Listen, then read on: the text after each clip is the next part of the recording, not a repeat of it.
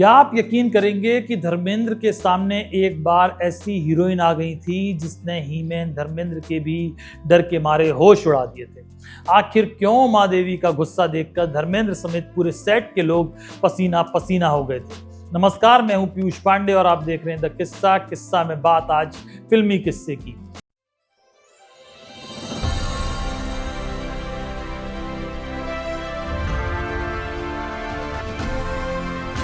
The किस्सा with Piyush Pandey.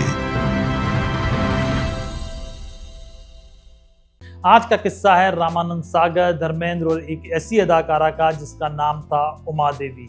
लेकिन ठहरिए, उमा देवी कौन थी ये हम आपको थोड़ी देर में बताएंगे। पहले चलते हैं 1960 के दशक में। उस दौर में रामानंद सागर टीवी के रामायण वाले रामानंद सागर नहीं बने थे। वे हिंदी सिनेमा उद्योग के सफल फिल्मकारों में एक थे।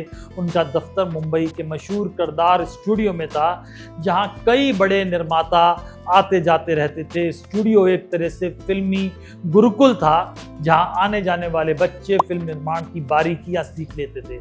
एक दिन बातचीत हो रही थी। रामानंद सागर ने एक फिल्म का फैसला किया बातों के बाद, जिसका नाम रखा गया आंखें। फिल्म के लिए उन्हें एक बड़ा नहीं कहना चाहिए, मतलब फिल्म के लिए उन्हें एक नया चेहरा चाहिए था। एक दिन वे दादर के कोहिनूर सिनेमाघर पहुंचे। साथ में उनके परिवार के कुछ सदस्य भी थे। वहां वे फिल्म शोला और शबनम देख रहे थे, जो धर्मेंद्र की फिल्म थी। पर्दे पर एक लंबा चौड़ा नौजवान दिखाई दिया जिसका नाम था धर्मेंद्र। रामानंद सागर की नज़र सबसे पहले उसके चेहरे या उसकी बॉडी पर नहीं गई, बल्कि उनके हाथों पर गई। उन्होंने सोचा कि अगर ये लड़का हाथ में पिस्तौल लेकर पर्दे पर आए तो क्या कमाल करेगा। बस फैसला हो गया, धर्मेंद्र को आंखें के लिए चुन लिया गया। लेकिन किस्मत को कुछ और ही मंजूर था। इसी बीच धर्मेंद्र की एक फिल्म फूल और पत्थर रिलीज हुई और ऐसी सुपरहिट साबित हुई कि रातों रात धर्मेंद्र सुपरस्टार बन गए। अब रामानंद सागर साहब को भी अपनी फिल्म का पैमाना बढ़ाना पड़ा। आंखें की शूटिंग भारत से निकलकर ईरान, हांगकांग व जापान तक पहुंच गई।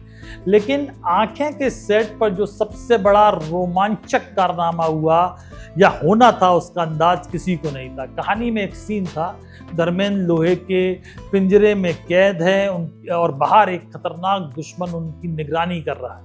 रामानंद सागर चाहते थे कि यह दृश्य बिल्कुल असली लगे, इसलिए उन्होंने उस दुश्मन के लिए किसी कलाकार को नहीं चुना। उन्होंने चुना एक असली बाघिन को, और उसका नाम था उमा देवी। जी, उमा देवी कोई एक्ट्रेस नहीं थी, वो एक जिंदा, असली और बेहद खतरनाक बाघिन थी। अब समस्या ये थी कि उमा देवी अपने ट्रेनर के अलावा किसी और पर भरोसा नहीं करती थी। उनके ट्रेनर के शरीर की गंध तक इतनी अलग थी कि बाघिन उसी के आसपास सहज महसूस करती थी। सुरक्षा के लिए एक खास लोहे का विशेष पिंजरा बनवाया गया। कैमरा और कैमरामैन उसी पिंजरे के अंदर बैठते थे, इतना स्पेस होना था तो बनवाया गया था। और उसके बाद उमा देवी को सेट पर लाया जाता था। उसे चार लोग एक बड़े डंडे से बांधकर कंधों पर उठाकर लाते थे।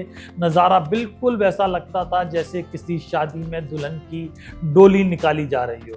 उस वक्त कुछ लोग कहते भी थे सेट पर कि ये किसी हीरोइन से कम नहीं है। लेकिन असली तमाशा अभी बाकी था। एक दिन शूटिंग चल रही थी, कैमरे तैयार थे, यूनिट भी तैयार थी, शॉट लिया जाना था।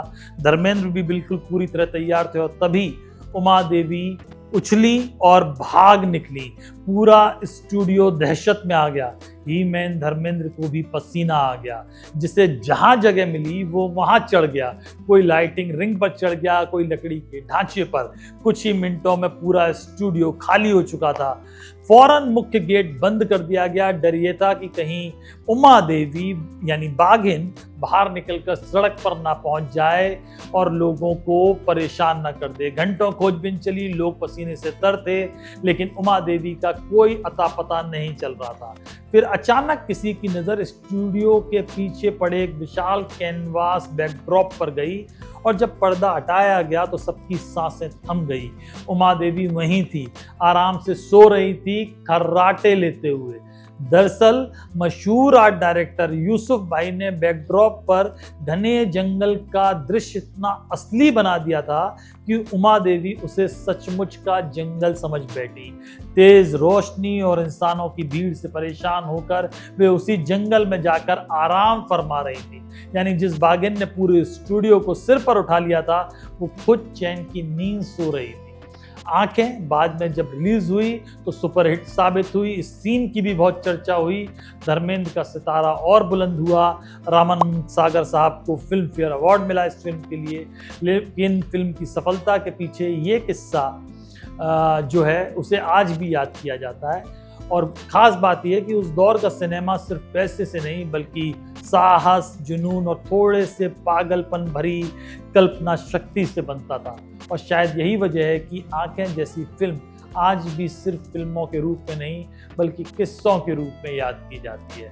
आपको ये किस्सा कैसा लगा हमें कमेंट बॉक्स में ज़रूर बताएं। अपनी टिप्पणी करें, लाइक करें, शेयर करें और आपने अभी तक द किस्सा चैनल को सब्सक्राइब नहीं किया है तो ज़रूर करें। Thank you.